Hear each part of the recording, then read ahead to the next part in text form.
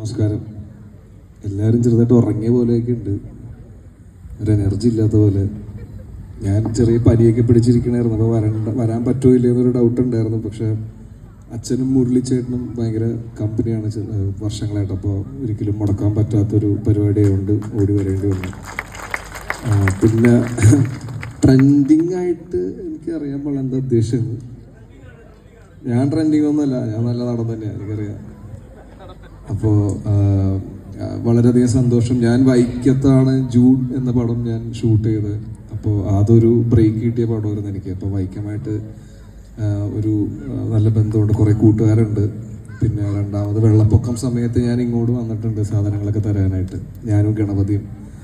അപ്പോൾ ഒരു പാലം പൊട്ടിപ്പൊളിഞ്ഞു പോകുന്നൊക്കെ പറഞ്ഞ് ആ ഒരു ടെൻഷനിലേക്ക് വന്നത്. പക്ഷെ ഭാഗ്യം ഒന്നും പൊളിഞ്ഞില്ല, ഭാഗ്യം സഹിച്ച് അങ്ങോട്ടും ഇങ്ങോട്ടും പോകാൻ പറ്റി. അപ്പോൾ വളരെയധികം സന്തോഷം. പിന്നെ ഈ ലഹരി പരിപാടിയിൽ പിള്ളേർക്ക് മാത്രം ബോധവൽക്കരണം കൊടുത്തിട്ട് കാര്യമില്ല, വീട്ടുകാർക്കും ആക്ച്വലി പേരൻസിനെ ഇതിനെപ്പറ്റി കൂടുതലായിട്ട് അറിയിക്കണം. അപ്പോൾ രണ്ടുപേരും, പിള്ളേർ മാത്രമല്ല, എല്ലാ ആൾക്കാരെയും, എല്ലാ മനുഷ്യന്മാരെയും, എല്ലാ ഏജിലെ ആൾക്കാരെയും ഇതിനെപ്പറ്റി കൂടുതൽ പറഞ്ഞ് മനസ്സിലാക്കുക. അപ്പോൾ ഹാപ്പി ആയിട്ടിരിക്കുക, എല്ലാവരും സ്നേഹിക്കുക, അത്ര തന്നെ. Thank you so much. വളരെയധികം സന്തോഷം ഇങ്ങനത്തെ വലിയൊരു കൂട്ടായ്മയിൽ ഒരു ചെറിയ ഭാഗമായി ചെറിയൊരു നിമിഷത്തേക്ക് വരാൻ പറ്റിയതിൽ. ഇനിയും ഇതേപോലത്തെ കലക്കം പരിപാടികളൊക്കെ ചെയ്യട്ടെ, ഫുൾ അടിപൊളിയാവട്ടെ. Thank you. നന്ദി അർജുൻ അശോക്.